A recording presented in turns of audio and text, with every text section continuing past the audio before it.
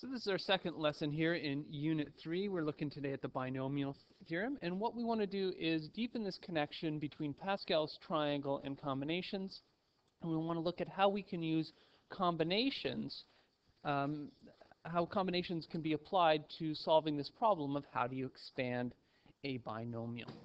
So let's first take a look at Pascal's triangle here.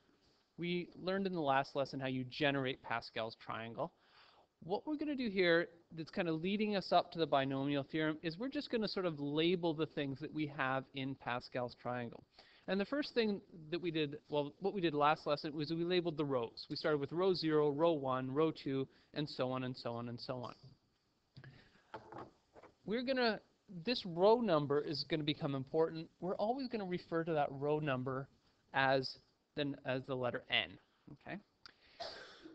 So we've labeled our rows. How many terms do we have in each row? Well, in the first row, we have one term. In the second row, we have two terms. Or in row 1, we have two terms. In row 2, we have 3 terms. In row 3, we have 4 terms. And you sort of get the picture here. Now, what if we imagine that we had some row down here? We don't know what row number it is. We're just going to call it row n, because we don't know what n is at this point. How many terms are we going to have in the nth row? Now, one more than the row number. So nth row has n plus 1 terms. Now let's say we wanted to label the terms that are in each row. If we have one thing in this row, we're going to label it term 0. Okay? We sometimes call it the first term, but we are going to label it here with the number 0. And the reason we do that is if we come to row number 1 here, we can label these things 0 and 1. Okay? Which means that in row 1, our labels are 0 and 1. In row 2, we can label these 0, 1, and 2. So the last label in our row is always the same as our row number. And this is also going to be an important number. We're going to call this number k later on. So if we go down to row 3 here, we're going to have 0, 1, 2, 3. If we go down to row 4, we're going to have 0, 1, 2, 3, 4, and so on and so on and so on. And starting at 0 gets us that n plus 1 term. So if we go down to our imaginary row n down here, we are going to start labeling these terms at 0, 1, 2, 3, and so on and so on. The last one is going to be the nth term. Okay? Whatever our row number is going to be the last label that we have. How does all of this stuff relate to combinations? Well, each of these terms, or these numbers in Pascal's triangle, can be represented using a combination. And the combination is always the row number and this label that we just used to label all of these terms. So for instance, if we go to row 0,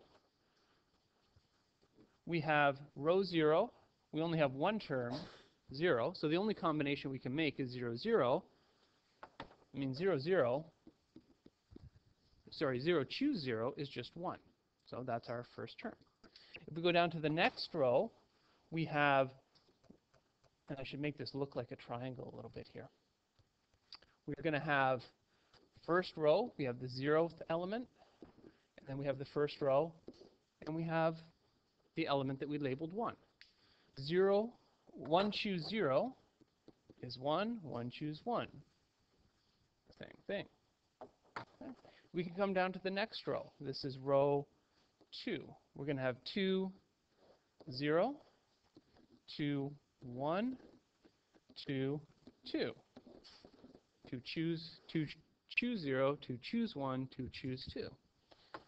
Which is going to get us 1, 2, 1. Okay? And we can keep doing this on and on and on and on. Okay? And build up Pascal's triangle using these combinations. What we're really interested in, though, is what is this nth row going to look like? Well, it's going to have a series of n terms in it. Our first term is going to be n choose 0. Our next one is going to be n choose 1. Our next one is going to be n choose 2, n choose 3, and so on, until our final term is going to be n choose n. And I guess our next to last one is going to be n choose n minus 1. So we can always generate all of the terms in a row in Pascal's triangle if we just know what number of row we are interested in. Now, how does this help us doing our binomial expansion? Well, let's take a look. Let's say the question we're asked for is to expand a plus x to the 3. This exponent up here, 3, is our n value. So n equals 3. We know how many terms there are going to be in that n equals 3 row of Pascal's triangle. Okay? We know that the labels, I should say, are going to be 0, 1, 2, 3. Those were our things that we called k.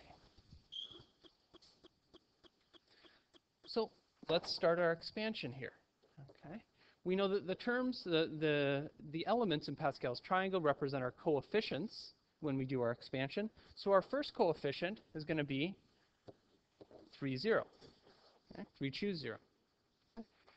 And then the other terms, we know that we're going to have an a to some exponent. We're going to have an x to some exponent. And those two exponents always have to add up to whatever our value of n is. Okay? They always have to have the same order there. So our first term in our expansion is going to be 3 choose 0, a cubed x 0.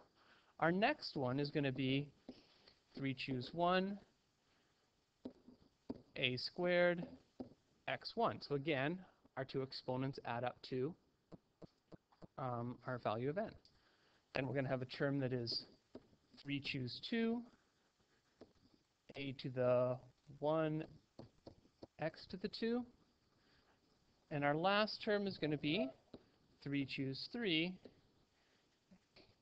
a to the 0, x to the 3.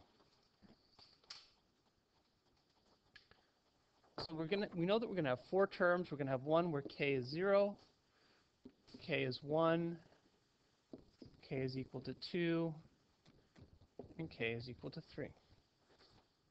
And we could go ahead and work out what those coefficients are. There's a little bit more compact way of representing this thing that we have just written out here. So we're going to introduce a new symbol here that looks like, that's not a very good way, looks like this. Okay, anybody seen this symbol before? Okay. What this means is it means to add up or sum all of the things that we're going to have here. So our expansion here is this term plus this term plus this term plus this term. So this symbol here just means that you're going to be adding up a series of terms. So how many terms are we going to have here? In our addition, in this notation here, we sort of specify what is the first thing in our term. Okay? So our first term is going to have k equals 0.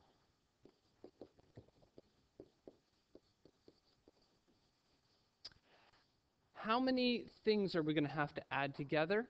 Well, we specify sort of the ending part up here at the top. Okay?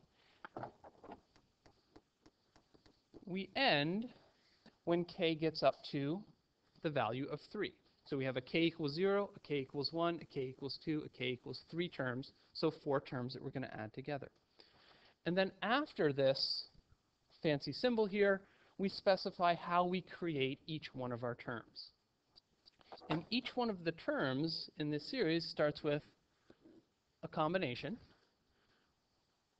which is 3 choose whatever value our k happens to be. Okay, k equals 0.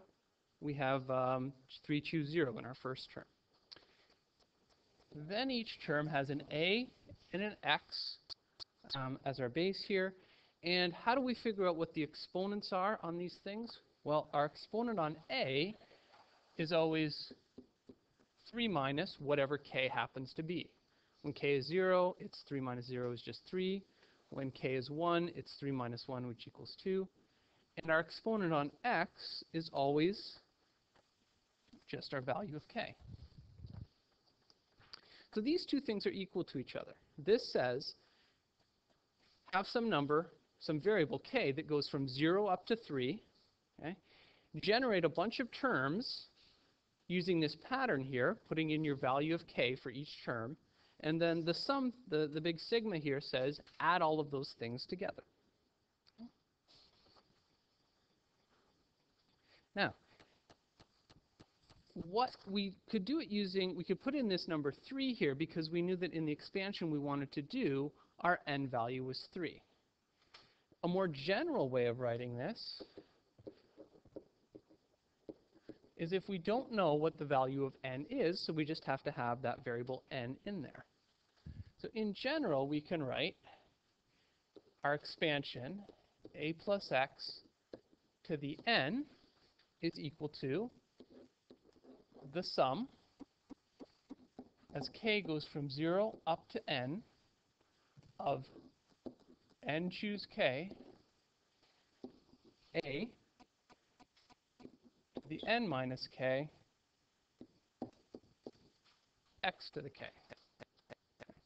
And this is the binomial theorem that appears on your formula sheet. So you don't have to memorize what this is.